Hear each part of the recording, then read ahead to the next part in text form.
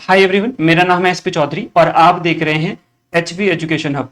DSA series की एक और नई वीडियो में आप सब लोगों का स्वागत है। लास्ट वीडियो में हमने सॉर्टिंग स्टार्ट की थी, जिसमें हमने बात की थी सिलेक्शन सॉर्टिंग की।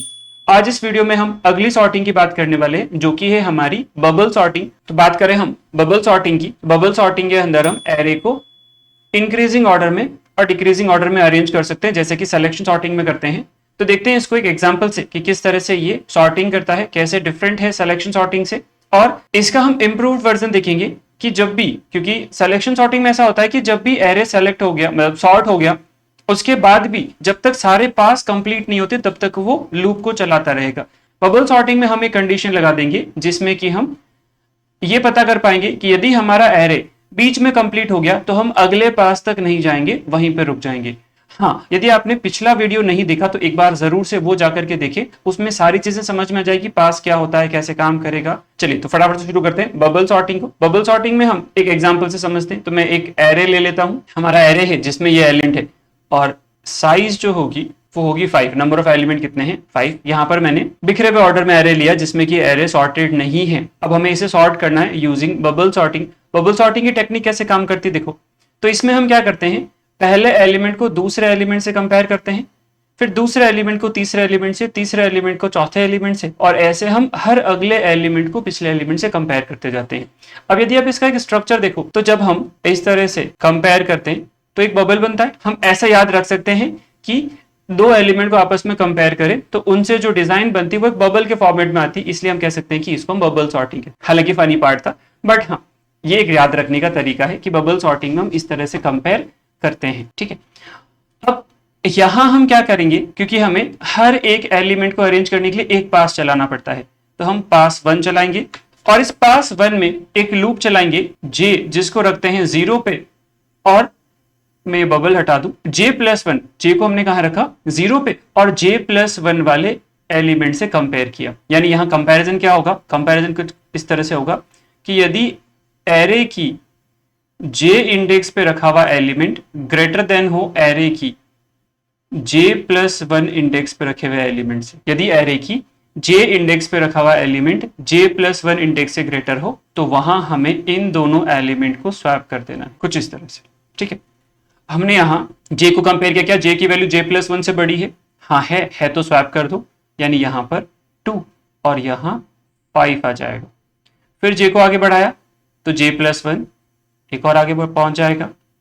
अगेन कंपेयर करेंगे j की वैल्यू को j+1 से, यदि j की वैल्यू बड़ी है तो स्वैप करवा दो, तो यहां पर 4 और 5 आ जाएगा।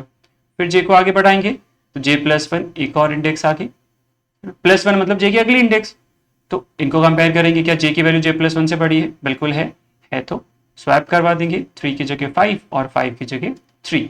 फिर j को आगे बढ़ाएंगे तो j+1 अगली इंडेक्स पे, यहां कंपेयर करेंगे, क्या j की वैल्यू j+1 से बड़ी है? बिल्कुल है तो स्वैप कर दो, 1 यहां और 5 यहां।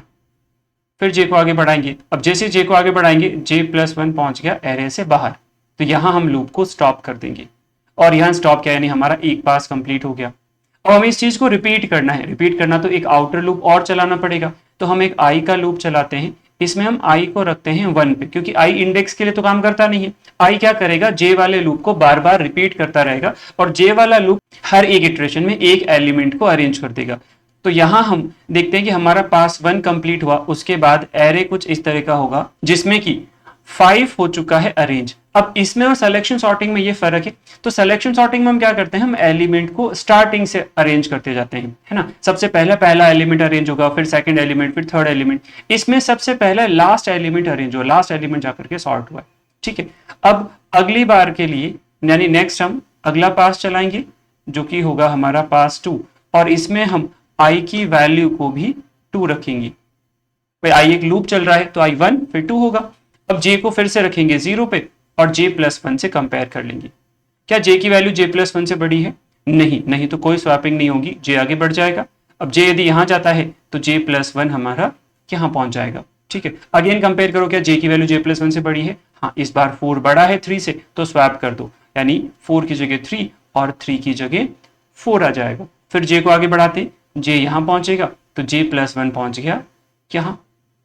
अगेन कंपेयर करो, क्या j की वैल्यू j+1 से बड़ी है? हाँ, j की वैल्यू j+1 से बड़ी है, तो स्वैप कर दो, 4 की जगह 1 और 1 की जगह 4। फिर जैसे जे को आगे बढ़ाएंगे, अब जे प्लस 1 पहुंच गया एक सॉर्टेड एलिमेंट पे। यहां कंपैरिजन करने का कोई फायदा नहीं होगा। क्यों?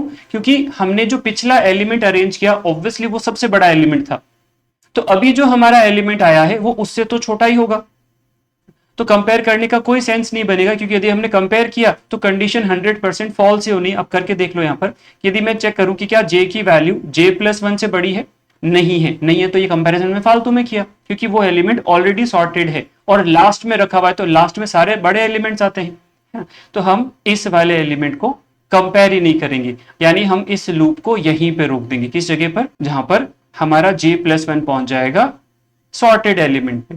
ठीक है, अब जैसे ही हमारा जे का लूप स्टॉप हुआ, एक पास और कंप्लीट हो गया, और ये पास कंप्लीट होने के बाद में एक एलिमेंट और अरेंज हो गया होगा। एलिमेंट अरेंज होने के बाद हमारा एरे कुछ इस तरह से होगा, जिसमें कि 5 पहले सॉर्ट हो गया था, 4 को अभी हमने पास 2 में सॉर्ट कर दिया। अब हमें अगले एलिमेंट को अरेंज करने के लिए पास 3 चलाएंगे, इसमें आई की वैल्यू 3 होगी, क्योंकि लूप तो बढ़ेगा, तो आई की वैल्यू हो जाएगी 3। अब जे को फिर से हमें 0 से शुरू करना है और जे प्लस 1 से कंपेयर करना है।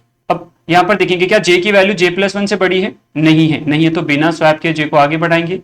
जे को यदि हम आगे बढ़ाए तो जे प्लस 1 अगली इंडेक्स पे पहुंच गया। अगेन कंपेयर करो, क्या जे की वैल्यू जे प्लस 1 से बड़ी है? हाँ, इस बार बड़ी है, कंडीशन ट्रू, तो हम स्वैप कर देंगे, 3 की जगह 1 और 1 की जगह 3 ले आएंगे। उसके बाद में जैसे जे को आगे बढ़ाएंगे, जे प्लस 1 पहुंच गया एक सॉर्टेड एलिमेंट पे, तो यहां हमें लूप को स्टॉप कर देना है, क्योंकि इसके आगे कंपैरिजन करने का कोई फायदा नहीं है, सारे बड़े एलिमेंट आगे रखे हुए होंगे। ठीक है, तो हमारा पास 3 भी कंप्लीट हो गया। पास 3 कंप्लीट होने के बाद एरे कुछ इस तरह का होगा, जिसमें 5 और 4 पहले से सॉर्टेड था, 3 को हमने पास 3 के अंदर सॉर्ट कर दिया। अब हमारे एलिमेंट्स जो कि 2 1 हैं, ये अभी भी सॉर्ट नहीं हुए हैं, तो हम इन्हें सॉर्ट करने के लिए, यानी अगले एलिमेंट के लिए पास 4 चलाएंगे, इसमें आई की वैल्यू 4, जे को शुरू करेंगे 0 से और जे प्लस 1 से कंपेयर करेंगे। क्या जे की वैल्यू जे प्लस 1 से बड़ी है? बिल्कुल, तो हम स्वैप कर देंगे, 2 की जगह 1 और 1 की जगह 2। फिर जैसे ही जे को आगे बढ़ाएंगे, जे प्लस 1 पहुंच गया सॉर्टेड पे, तो वहां पर हम लूप को स्टॉप कर देंगे और हमारा जे का लूप स्टॉप होते ही पास 4 भी कंप्लीट हो गया। पास 4 के कंप्लीट होने के बाद में एरे कुछ इस तरह का होगा, जिसमें 5 4 3 और 2 को हम सॉर्ट कर चुके हैं। यदि ये एलिमेंट सॉर्ट हो गए तो आखिरी एलिमेंट, यानी जो लास्ट में बचा एक एलिमेंट, वो तो अपने आप सॉर्ट हो जाएगा। ठीक है, तो जैसे ही हमारा पास 4 कंप्लीट होगा, हमारा एरे हो जाएगा सॉर्टेड, एरे होगा सॉर्टेड। ठीक है, इसमें हम बात करें कि हमें लूप कैसे चलाने हैं, तो सिंपल, हम आई को चलाएंगे 1 से।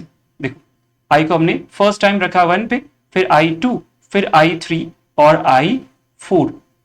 ठीक है, तो आई का जो लूप चलेगा वो 1 2 4, 4 हमारा साइज से एक कम है, तो मैं कह सकता हूं 4 लेस देन साइज होगा, तो आई चलेगा 1 2 लेस देन साइज। और जो जे का लूप है वो हर बार 0 से शुरू हो रहा है, पहली बार स्टॉप हो रहा है 4 पे, फिर 3 पे, फिर 2 पे, फिर 1 पे, कुछ इस तरह से, है ना। यदि हम 4 की बात करें, इस समय जहां स्टॉप हो रहा है वहां आई की वैल्यू क्या है? सर, आई की वैल्यू है 1, तो 5 माइनस 1 क्या हो गया? 4। 4 पे हमें स्टॉप कर देना है, यानी कहां तक चलाना है?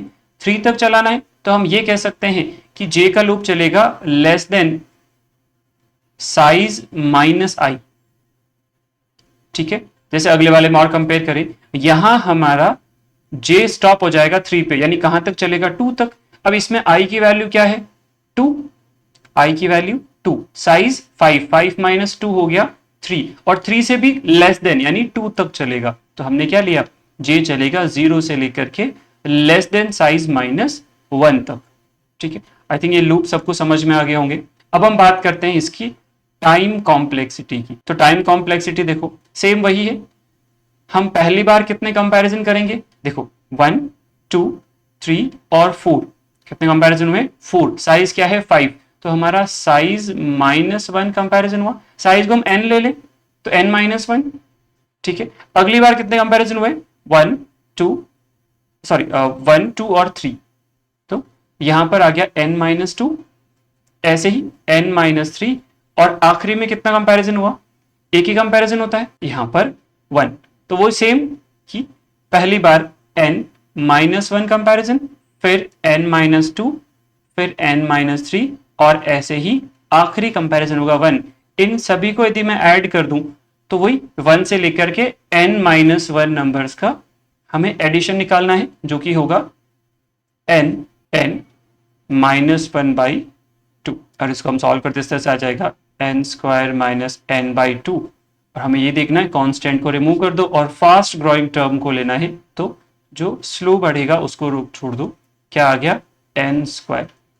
तो टाइम कॉम्प्लेक्सिटी आ जाएगी ऑफ या बिग ऑफ n²। अब यहां हमें एक चीज और देखनी है कि वर्स्ट केस में टाइम कॉम्प्लेक्सिटी क्या आ रही है। सर वर्स्ट केस में टाइम कॉम्प्लेक्सिटी आ रही है n²। ये वर्स्ट केस क्या होता है? तो देखो दो तरह के हम केस देखते हैं, एक आता है बेस्ड केस और एक आता है वर्स्ट केस। मान लो मुझे इंक्रीजिंग ऑर्डर में एरे चाहिए, ठीक है, और एरे जो है वो बिल्कुल उल्टा हो, ठीक है। मान लो मुझे 1 2 3 4 5 चाहिए और एरे हो 5 4 3 2 1, बिल्कुल अपोजिट, हमें जैसा चाहिए उसका अपोजिट, उसको कहते हैं वर्स्ट केस। बुरे से बुरी सिचुएशन जो है वो वर्स्ट केस। और बेस्ट केस क्या होगा? जैसा हमें एरे चाहिए यदि वैसा एरे पहले से ही हो तो उसे हम कहते हैं बेस्ट केस। अब अभी हमने कहीं पर यह चेक किया है कि क्या हमारा एरे सॉर्ट हो गया है क्या? नहीं, है ना। एक एवरेज केस भी आता है, उसको भी हम ले लेते हैं बीच में। एवरेज केस मतलब बीच में, बीच वाला हो, थोड़ी देर बाद यानी 1 2 पास के बाद जाकर के सॉर्ट हो जाए, उसको कहते हैं एवरेज केस।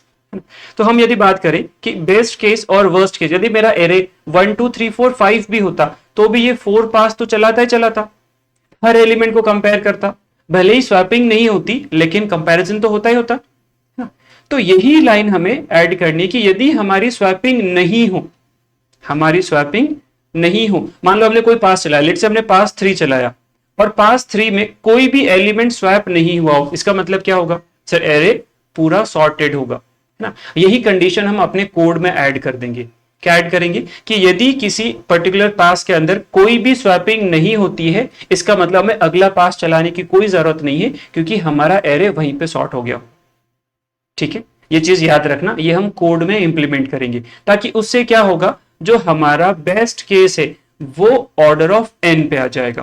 पहले हम इसका कोड देखते हैं, फिर आते हैं वापस टाइम कॉम्प्लेक्सिटी पे कि हमने कैसे इस कोड को इंप्रूव किया। देखो कोड देखते हैं। तो मैंने एक वेक्टर ले लिया जिसमें कुछ इस तरह के एलिमेंट लिए, तो ऑब्वियसली अभी अनसॉर्टेड है, हमें इसे सॉर्ट करना है। तो सॉर्ट करने के लिए हम यहाँ पर एक फंक्शन बना लेते हैं बबल सॉर्ट और एक वेक्टर का रेफरेंस लेंगे एरे के नाम से। यहां हमें लूप चलाना है जिसमें हम i को रखेंगे 1 पे, i less than array dot size, ठीक है, लेस देन लिया तो आखिरी तक आएगा, और i प्लस प्लस, और नेक्स्ट फॉर j, जिसे 0 से शुरू करेंगे, j less than array dot size, array dot size minus i, और उसे भी लेस देन तक, और j प्लस प्लस। यहां हमें इन्हें स्वैप कर देना है कंडीशन से।